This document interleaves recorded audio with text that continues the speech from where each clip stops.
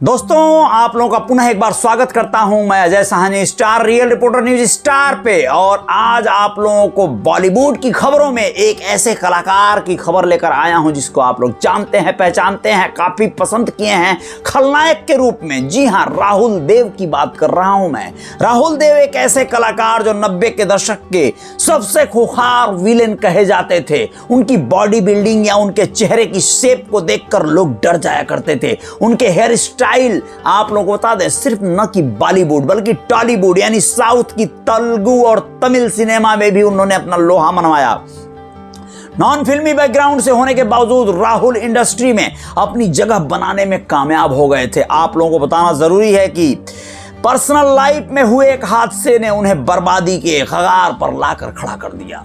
आज उनके बारे में पूरी बात करेंगे और बताएं कि 80 फिल्मों में काम करने के बावजूद उन्हें मूवी के ऑफर मिलने बंद हो गए।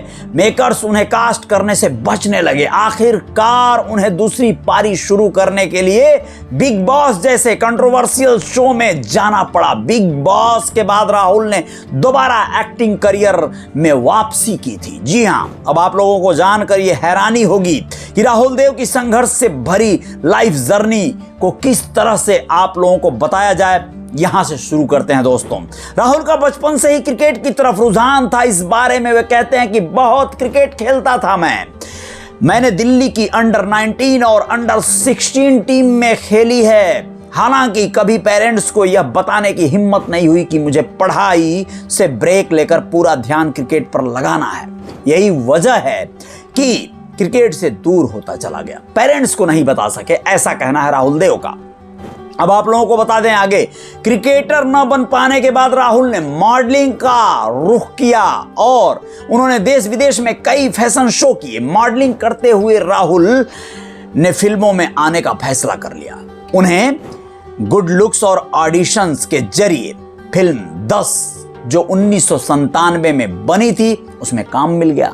हालांकि मुकुल आनंद की मौत हो गई, डायरेक्टर जो थे, जिस वजह से फिल्म कभी रिलीज नहीं हो पाई। इसके बाद राहुल ने सन 2000 की फिल्म चैंपियन से फिल्मों में एंट्री की। जी हां, सन 2000 में आई थी फिल्म। राहुल ने बताया कि फिल्मों में आने पर पेरेंट्स ने नाराजगी जाहिर की थी पहले, लेकिन इंडस्ट्री के लोगों ने उनका वेलकम अच्छा किया था। वे कहते हैं पेरेंट्स ने हमेशा सपोर्ट किया। उन्होंने कभी अधिकारी या टीचर बनने की बात हम पर नहीं थोपी। हालांकि इंडस्ट्री का रवैया मेरे प्रति निगेटिव रहा। मेरे फिल्मों में आने से पहले भाई मुकुल देव मॉडलिंग कर टीवी इंडस्ट्री में बहुत काम कर रहे थे। इंडस्ट्री के लोग उन्हें लेकर तो श्योर थे कि वे कुछ कर लेंगे, लेकिन पहली ही फिल्म रिलीज ना होने के कारण लोग मुझे गलत नजरिए से देखने लगे थे। 10 जो फिल्म थी उनकी, उसको रिलीज ना होने के कारण लोगों ने अपना जो IQ था वो बदल दिया था इनके प्रति। कहते थे कि तुम कभी भी बेहतर एक्टर नहीं बन पाओगे। सोचिए, राहुल आगे कहते हैं कि फिल्म 10 की शूटिंग करने के दौरान मेरे पास दूसरे मेकर्स बहुत ऑफर लेकर आते थे, लेकिन मैं सभी को रिजेक्ट कर देता था। अब आगे वो कहते हैं कि डायरेक्टर के साथ अपनी वफादारी निभाने में व्यस्त था मैं फिल्म के पूरा हो जाने का इंतजार कर रहा था, जो शायद मेरी बेवकूफ़ी थी। यानी एक फिल्म एक बार में करेंगे, डायरेक्टर के साथ नाइंसाफ़ी नहीं करेंगे, ये फिल्म कंप्लीट हो जाए तो दूसरी करेंगे, इस तरह की बातें वो कहते थे। लोगों को समझ नहीं पा रहे थे, इसलिए लोग इनको घमंडी और बेकार समझने लगे। अब आप लोगों को बता दें कि पूरी इंडस्ट्री में बात फैल गई और उसके बाद इनको ऑफर आने बंद हो गए। फिर बमुश्किल फिल्म चैंपियन में काम मिला। अब आगे की कहानी थोड़ी दर्द भरी है। राहुल ने बताया कि मुंबई का भी शुरुआती सफर उन्हें थका देने वाला था। मॉडलिंग वो करना नहीं चाहते थे और बड़ी फिल्मों के ऑफर मिल नहीं रहे थे।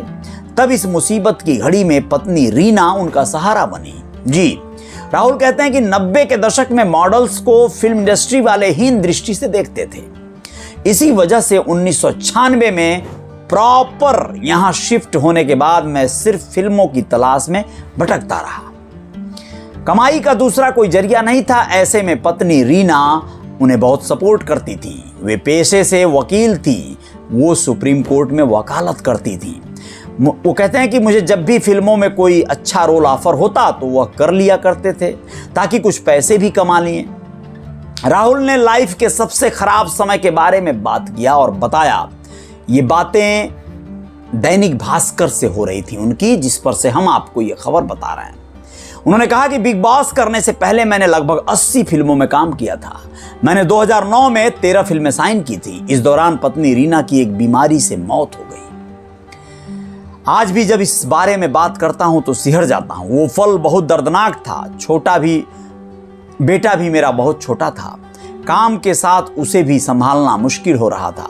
पत्नी के चौथे के बाद फिल्म ब्लू की शूटिंग के लिए मॉरिशस चला गया था। काम में मन नहीं लग रहा था, लेकिन दूसरा कोई ऑप्शन भी तो नहीं था।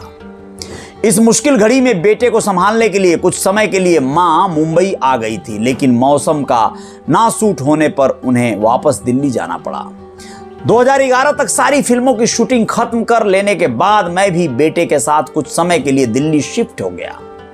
इसके बाद बेटे के कहने पर दोबारा मुंबई आना हुआ और फिर से काम के लिए जद्दोजहद शुरू कर दिया। राहुल ने आगे बताया कि उन्होंने कुछ समय मिलिंद सोमन के साथ मिलकर बिजनेस भी किया, लेकिन बाद में बहुत ज्यादा कर्ज में डूब गए। इस बारे में वे कहते हैं कि अपने गुरुजी के एक सुझाव पर मैंने बिजनेस में भी हाथ आजमाया। शुरुआत में ही फिटनेस बहुत पसंद थी। इसी को ध्यान में रखते हुए मैंने मिलिंद सोमन के साथ मिलकर 6-7 फिटनेस सेंटर शुरू किए, यानी जिम डाले इन लोगों ने। वक्त बीतने के साथ ही तगड़ा नुकसान होने लगा। जल्द ही सारी सेविंग भी खत्म होने लगी। मेरे लिए ये घाटे का सौदा हो गया। इसके बाद मान लिया कि मैं सिर्फ एक्टिंग ही कर सकता हूं, ऐसा कहना है उनका। अब आप लोगों को बता दें कि राहुल लंबे समय से मुग्धा गोडसे के साथ रिलेशनशिप में हैं। बातचीत के दौरान राहुल ने मुग्धा के साथ पहली मुलाकात का किस्सा भी शेयर कर दिया। उन्होंने कहा कि मैं शादी.com के मालिक अनुपम की शादी के सभी फंक्शन में गया था। संगीत सेरेमनी वाले दिन मैंने मुग्धा को देखा, हमारी बातचीत भी हुई, फिर नंबर एक्सचेंज कर लिए। इसके बाद हमारी मुलाकात का सिलसिला बढ़ता चला गया और रिलेशन और मजबूत होता चला गया। यहीं से ये रिश्ते में कन्वर्ट हो गया। तो ये बात थी राहुल देव की। आप लोगों को कैसी लगी कमेंट बॉक्स में जरूर बताइएगा। फिल्म इंडस्ट्री में ऐसे बहुत तमाम किस्से हैं, हम जिन्हें लेकर आते रहेंगे आपके बीच में। आप रियल रिपोर्टर न्यूज़ स्टार पे हैं, फॉलो नहीं किए हैं पेज को तो कर लीजिएगा, और इंस्टाग्राम पे भी हमें आप फॉलो कर सकते हैं। साथ ही साथ इस YouTube चैनल को आप सब्सक्राइब करना मत भूलिएगा। वीडियो को लाइक कर दीजिएगा, हो सके तो दोस्तों में साझा कर दीजिएगा। जय जयकार जारी रहेगी। बहुत बहुत धन्यवाद, शुक्रिया। आएंगे कुछ और खबरों के साथ। नमस्ते।